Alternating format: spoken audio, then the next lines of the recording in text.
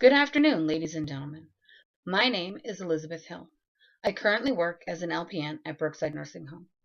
I am here today to talk about the way that documentation is done at Brookside.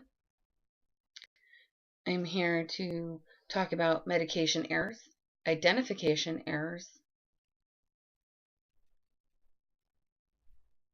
residents' lives being in danger, the annual revenue that these errors cause, my solution to help with these errors, the budget to the solution, and a conclusion. So at Brookside, they currently use blister packs for their medication. The nurse will pop the medication out of the package into a medication cup and then hand deliver the medication to the resident. And the way they document how the medication was given was by paper medication administration records, which are called MARs. One of the ways that documenting medication on paper is the nurse can give the medication and become busy and forget to initial that she gave the medication. The nurse can forget to give the medication and the other nurse just assumes she gave it and just forgot to initial it. The other problem is that residents at Brookside do not wear any sort of identification on their person. This can be an issue. For example, one day we had a nurse who went in to give a medication to a gentleman. And on his door, there was one name, but in the room, there were 2 beds. And so being a brand new nurse to this facility, she just assumed that the gentleman who was in his room was the gentleman who was on the door. She didn't realize there was another resident in the room. So she gave this gentleman the medication. And come to find out, it was the wrong gentleman. There were no adverse effects, thank goodness, to this man. Yet with no identification and poorly identifying at the door has become an issue. In the MAR, Brookside does put photos of residents, yet sometimes these photos are outdated and the resident no longer looks like the image. Or in the rehabilitation center of the facility, the residents are in and out so fast that the nurses don't have time to get pictures.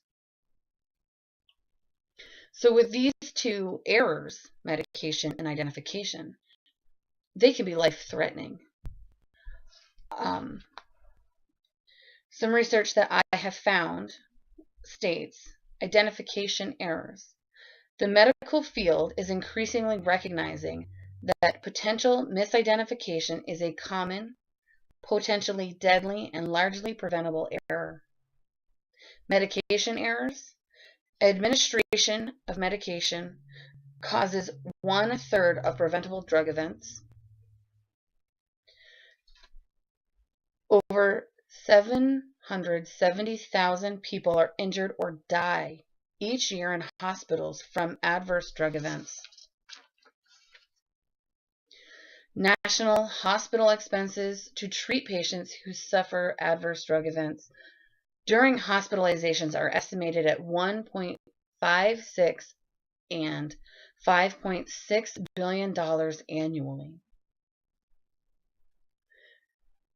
When medical staff does not report the errors, it equals bad health care.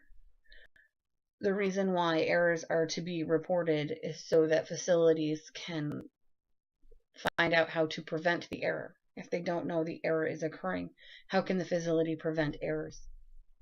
So one of the research ramifications I found is one survey in a state with mandatory reporting found that both physicians, 40%, and nurses, 30%, were concerned about the lack of keeping their reporting anonymous. And they're afraid that it would be held against them if they reported. Like I said before, reporting is to help the facility prevent errors. So my solution to this problem is implementing barcode medication administration systems. The way that this will help is the residents will have to wear identification. They'll have wristbands with barcodes on them, and their medication will match their barcode. So when you scan their wristband, their medication records will come up on the computer. So the nurse will bring medication into the resident and will bring a mobilized computer. The nurse will have to write in her ID name, her password, so then you know who the nurse is who's giving the medication.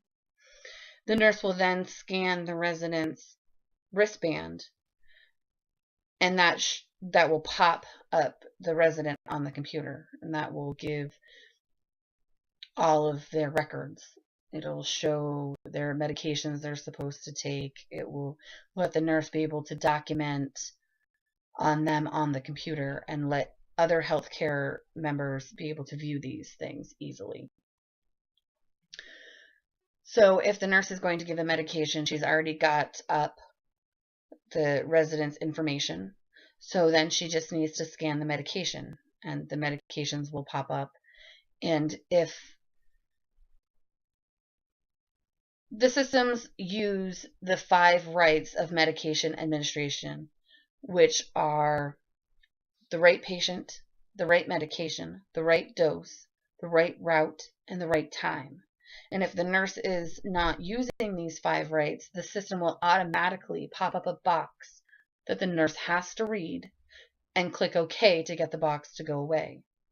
This will help decrease medication errors and identification errors.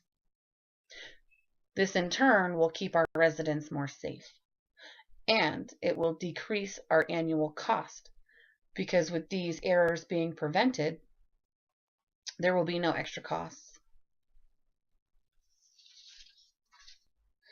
So the equipment that will be needed for a barcode medication administration are scanners, monitors, printers, labelers, and the software. And then of course you'll need a project director and a trainer. So I've come up with the budget, and the total budget is $168,947.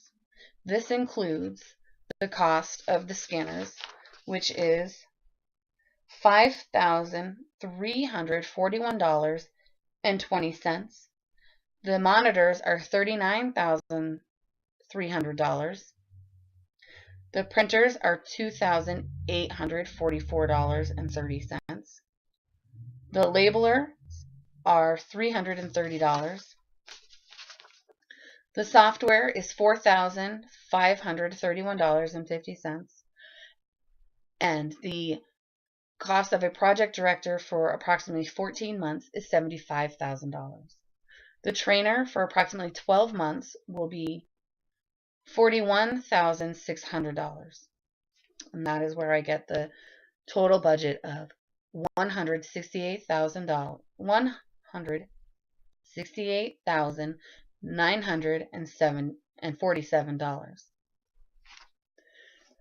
So with implementing the barcode medication administration system, there will be a decrease in medication errors, a decrease in identification errors, an increase in safety, an increase in annual revenue, and nurses will not have to worry about reporting medication errors any longer because the computer will do that. Thank you for your time. Are there any other questions?